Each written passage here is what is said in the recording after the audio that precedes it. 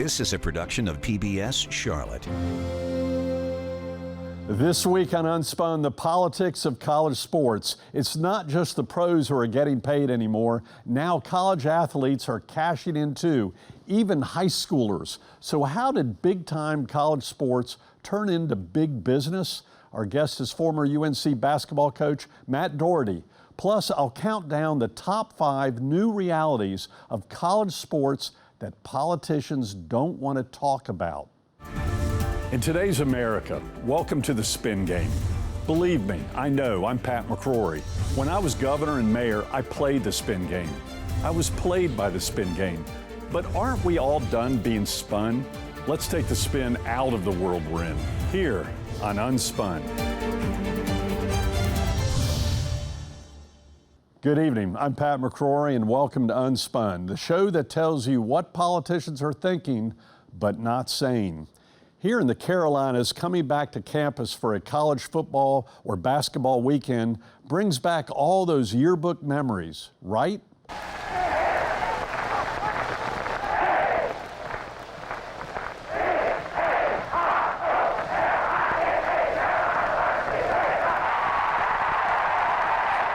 Yep, back then, those old State versus Carolina rivalry games were a pretty big deal for players on the field and for fans in the stands. But today in college sports, the biggest deals are financial. A sports scholarship isn't just tuition anymore. Last year, more than 4,000 college football players made over $1.6 billion on what the NCAA calls NIL deals.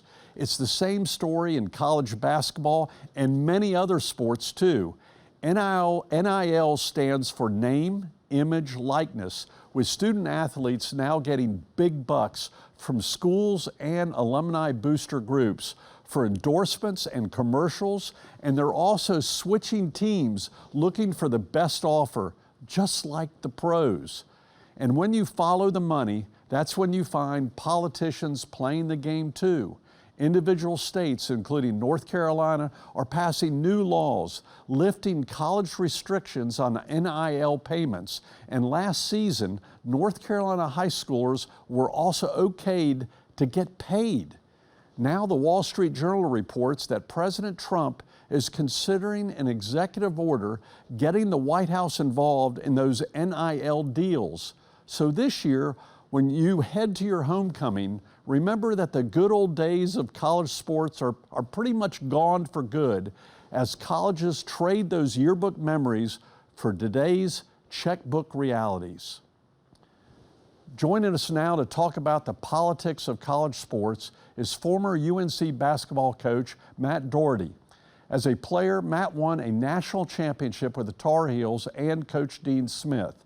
He has also been an assistant coach at Davidson, an assistant at Kansas, and the head basketball coach at Notre Dame and Southern Methodist University.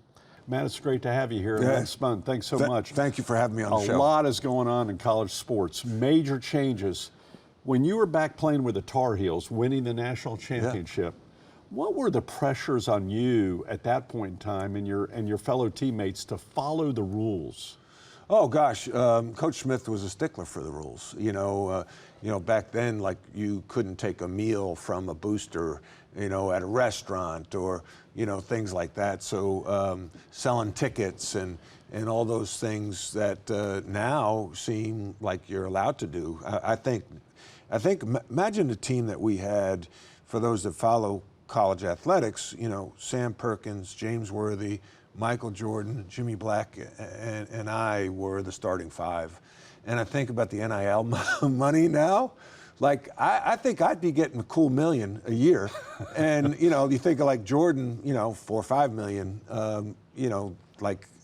it's ridiculous what the money is in the game.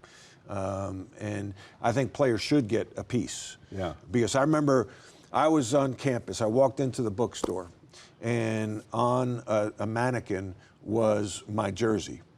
And I thought, that's pretty cool. Like, they're selling my jersey. Right. And it made me feel good.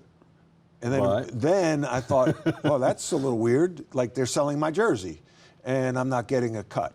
Like, So you were thinking that way back in the 80s? Oh, yeah. Yeah. Wow. And so there needs to be, to me, some balance. But when you were coaching, and you went into coaching at major programs, including UNC Chapel Hill, the biggest, there were rumors of other players being paid. Oh, yeah. You know, at UNLV, there were always rumors at other programs. Even UCLA had controversy with alumni. Sam Gilbert was their biggest booster. Exactly. And he financed, you know, no, people don't talk about it. You know, Sam Gilbert, those that know, you know, that John Wooden would walk out of Pauley Pavilion and didn't want to look to the right because that's where all the player cars were. And they were nice cars. And so... so was it almost like an underground economy that everyone knew about? Yes. And it, up to, you know, just recently when the NIL came out, you know what the NIL stands for, the name, image, and likeness on the streets? What? Now it's legal. And it's true. That like the schools, like the SEC has been known as the cheating league forever. Right. Big 12. And we were making the players criminals. Right. And we even took a Heisman Trophy away from a football player. So we knew back when I was coming out of school, the schools that would pay players. You know, back then it was Kentucky, UNLV, UCLA, and then there were programs like North Carolina that, you know, didn't. When I went to school there and I saw James Worthy driving a beat-up, used Toyota Celica. You knew. Yeah. Yeah. Right? Right. I mean, James Worthy. And so, you know, we were all, and so, you know, you lose to a program. Like, think about the Fab Five at Michigan. Yeah. I mean, those guys were all getting paid. And they went to as freshmen, and they went to 2 Final Fours. And we had a play. I was at Kansas. But a lot of people were making money off of that. That's right, but it was against the rules. Right, right. So do you follow the rules, or do you say, oh, this is, you know, you justify it? So, so now what I say is there's no wonder why the SEC is so good in sports now, in basketball, because they have been wired to pay players for a long time. Yeah. And now, NIL, now it's legal. So they take what was under the table, on top of the table. They still have the same mentality. We want the best talent. And they have had the best talent. Florida wins the national championship. So I was playing golf with a major athletic director not too long ago. School won't be mentioned. And he said, we don't even have enough money to play this game anymore. And this was a wealthy school. Wow. We don't have enough billionaires to participate. By the way, I've noticed the Texas schools are doing real well. They have a lot of billionaires in Texas. Well, I worked at SMU, Southern Methodist University. I was the head coach there. Yeah. And they have the oil money. And David Miller is their biggest booster, and he's a good friend of mine. Money is not an object there. And SMU back in the 70s was the Pony Express with Dickerson and they James. They threw out the school records. Because they paid the players. Right. Now they're allowed to pay the players, and they've got more money than anybody. They had to, I think, foot the bill of $100 million to enter the ACC and forgo some TV money. They raised $100 million like that. It's not a big deal. They want to win. They have pride. They have the resources. That's why a guy like Andy Enfield leaves USC to go coach at SMU, and the AD at Maryland just left to go to SMU to become their AD. He's going where the money is. You got to go where the money is. And they're really general managers now, like the NBA or NFL. Yeah. So the thing is, it's like they're the New York Yankees. They don't have, and there's no cap. There's no luxury tax. There's no cap on salaries. And that's where I think the NCAA needs to go, is to put some organization to the chaos. And when Mark Emmert left the NCAA, in my opinion, they didn't address the issue. They didn't address the issue. They didn't address the issue of paying players and transfer portal. And all of a sudden, just before he left, he gave it to them all. They gave everything. You can get paid and you can transfer whenever you want. The head of the NCAA is a former governor I used to work with out of Massachusetts, Mr. Baker. And now you're trying to put the genie back in the bottle. That's hard to do. But there needs to be structure. President Trump just this week said, maybe an executive order after talking to Nick Saban, is it out of control? Can a politician, whether it be the president or governor or legislature, get any control of this? Because there's going to be winners and losers. Somebody's got to get control, because ultimately it's not good for the game. Why do I say that? Because a lot of people, there's still people watching, but they're losing a lot of fans because purity is gone. They don't know the roster from year to year, and they're saying, okay, we're just pay to play, so whoever has the most money wins, and you don't know, like North Carolina's roster. I think they have 2 starters, two main players, rotational players that are coming back. You don't know who's on their roster, and you got to say, well, we got to pay this guy, $3 million a year, and it's hard. It's a hard pill to swallow. Who's the boss now at an athletic program? Is it the biggest booster? The biggest booster will be calling the shots. Bill Belichick. I think that came through the back door, or you could say the front door with the booster. Booster has the money. Bill Belichick, I want you as our coach. The rumor is the head of the trustees made that deal without anyone else's involvement initially. Yeah, I think I heard that from you, actually. So, and it's always been political. Listen, college campuses are a political minefield, and I didn't realize that till I became a head coach. I head coach at Notre Dame. They had 60 board of trustees. At North Carolina, when I got the job at North Carolina, it's not the purity of, okay, I recruit good players and I get them to play hard and we win. It's like, what rings do you need to kiss? Who are you offending? And I wasn't prepared for that side of it. You and I agree on one thing. I wasn't prepared for it as governor about the politics in universities, and you had the same issue as coach. You said things that politicians are afraid to say, and even coaches are afraid to say. I appreciate you being on Unspun. My pleasure. Thank you very much. Thank you for having me on the show, Pat. Next up, PBS Charlotte's Jeff Sonnier takes Unspun on the street, asking what you think about payments to student athletes. Yeah, this is kind of a tough issue to sort through. Sure, the student athletes probably deserve some fair share of that athletic revenue that they help bring in. But at the same time, do we really want to de-emphasize the college education in the process? It's not something I think that I would be in favor of. It seems like it'd be a little bit of a slippery slope, because then you just sort of invite the competition of, paying these athletes more and more and more. So I think that if you're going to university, that your education should sort of be the primary focus of things, at least at first, and then move on to professional sports afterward. I have a daughter in college. She goes to the University of Alabama.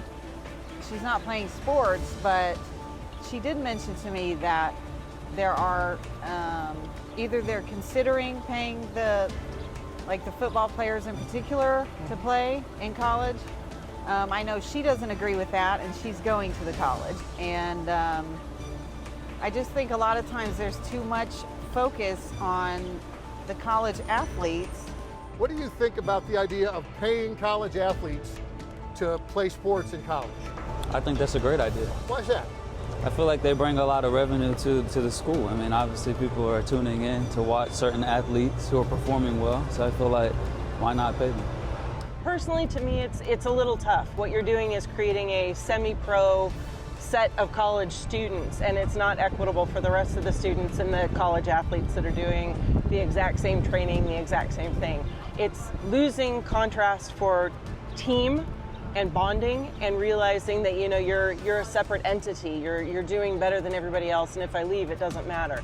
I think that was the thing about being a college athlete, that your team was your family, and it's really hard when all of a sudden you're looking at other people, and it's like, you're better at this sport, so now you're going to get paid a whole lot more. You're going to have all these other things. Yeah, a lot of what we're talking about, like sponsorships for student athletes or money from booster clubs, well, that used to be banned by the NCAA. Now it's apparently going to be part of the NCAA's future. Pat? Thanks, Jeff. So what do you think about the issue? Let us know by tagging PBS Charlotte when you post on social media about this week's show. Let us know what you like and don't like about tonight's program.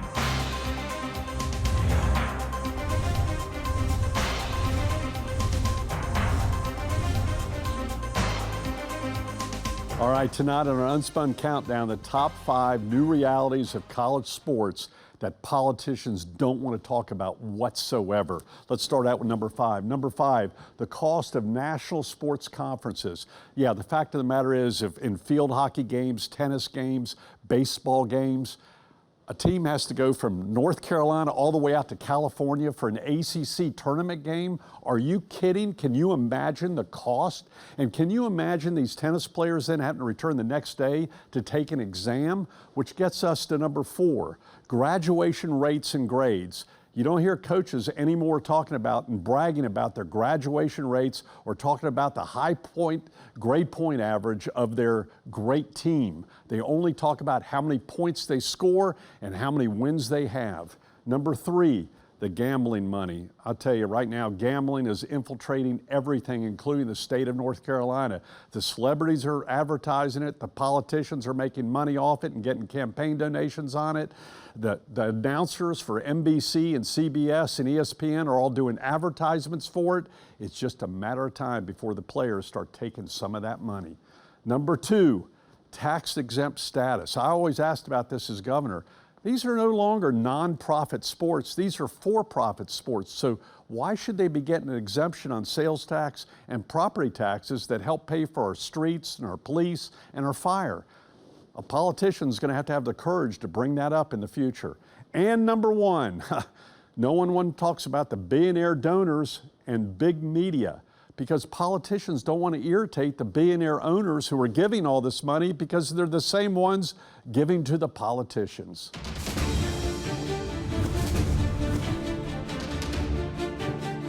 PBS Charlotte's Jeff Sonnier joins me now for Unspun, one-on-one. Boy, that interview with Matt Doherty was an eye-opener, wasn't it? He was unspun. Yeah, he really didn't hold back, and that's exactly what we want on this show, is people saying what you're not allowed to say, and Coach Matt did that. Well, let's talk about the politicians that aren't saying anything about this subject. Why the silence, on the part of the politicians? Well, I think Matt talked about it. There are a lot of politics in our universities, at both the private and public, and powerful alumni. And alumni don't want to mess with the sports programs, and they don't want politicians messing with the sports programs. This isn't new, by the way. We had the controversial Jim Martin report on African American studies at Carolina. I was pressured, and I didn't fall for the pressure, not to release that report at one time, because Carolina was going to have a winning basketball team that year, which they did. So there's a lot of political pressure, a lot of money, and a lot of voters on the campus. So politicians know there's something wrong, but how do you intervene is going to be a major, major political issue for both Republicans and Democrats. It's bipartisan. Well, let me ask you something else. Now, the players want a share of the revenue, but taxpayers have a dog in this fight too. I mean, these are publicly funded universities in many cases. Is this going to open the door for others like taxpayers to say, hey, where's our share of this? Well, by the way, the money? Private schools get state money too, for all in-state students are given several $1,000s. As governor, I was asking that question behind the scenes, going, wait a minute, I've got a deficit of $2 billion. This was during the recession in 2013.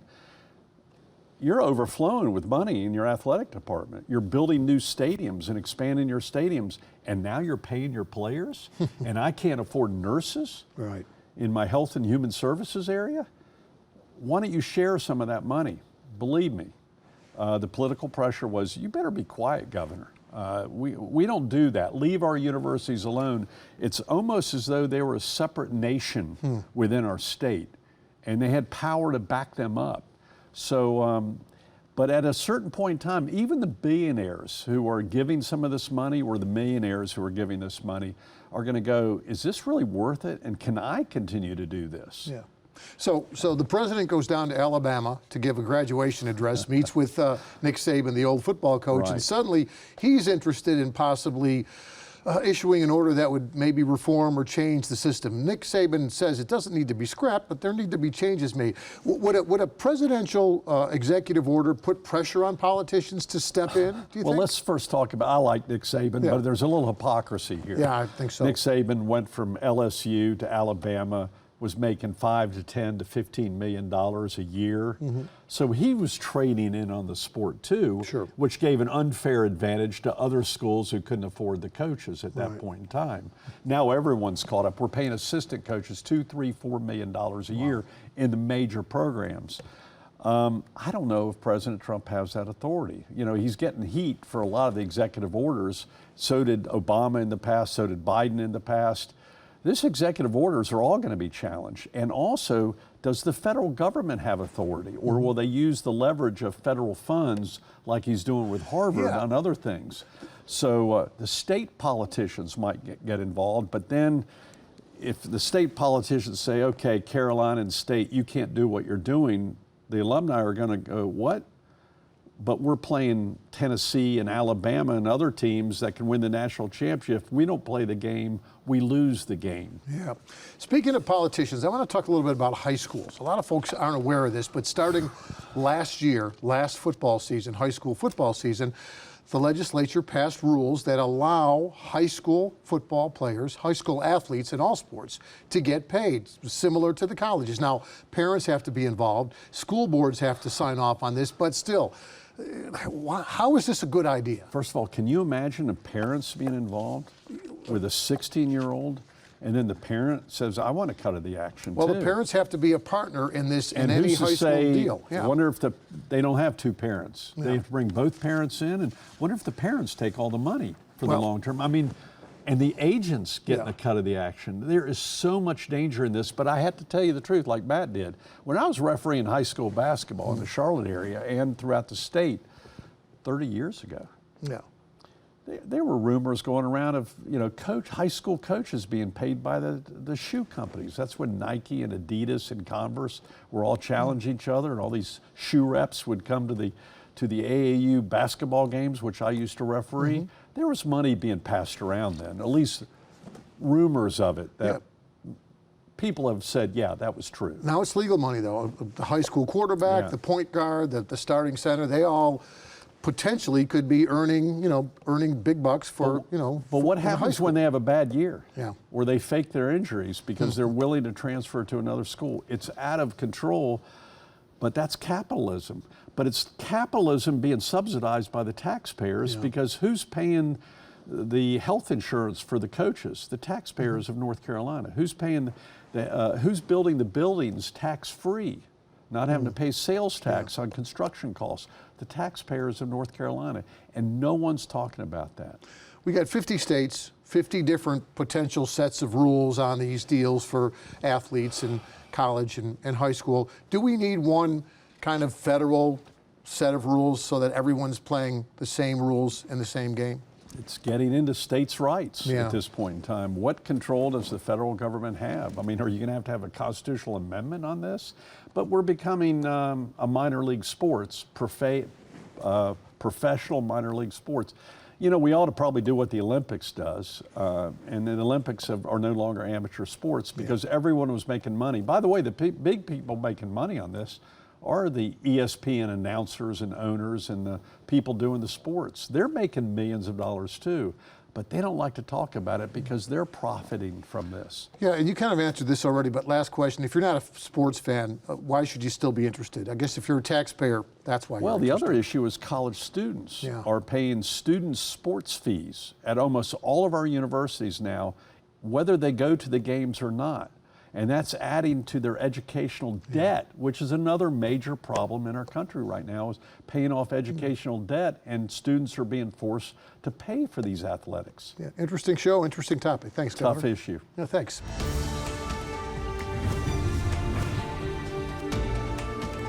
Well, during the 1980s, before I entered politics, I actually worked as a basketball referee. It was a tough job, especially in games when I had to make the tough calls. And in more than a few games, I remember sprinting out of the gym with angry fans on my heels. I even whistled Michael Jordan for traveling. Yeah, that's me. It was during the 1984 ACC All-Star Game. For me, it was another tough call, and afterwards, another quick exit. But even back then, I began to notice cracks forming in the foundation of amateur sports. High school coaches were offered college jobs if they steered their players to the right school. AAU tournaments weren't just showcasing the top players anymore, they were also showcasing shoe companies handing out free gear at the games. And university staffers were changing grades and turning in term papers for their so-called student athletes. And there were loud whispers of cash changing hands between wealthy alumni and star athletes. Yep, what used to be a shadowy free-for-all has now stepped boldly into the spotlight. College players and coaches are raking in millions while TV networks and big money donors call the shots, deciding when games are played, where games are played, and even who gets to play.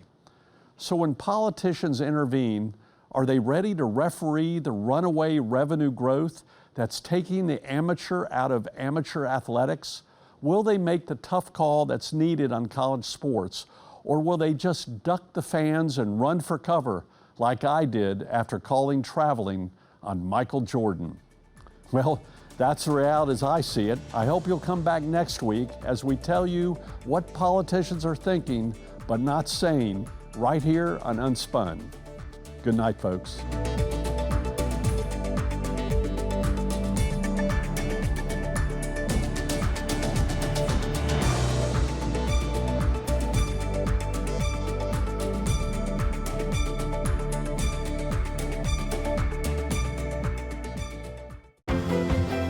A production of PBS Charlotte.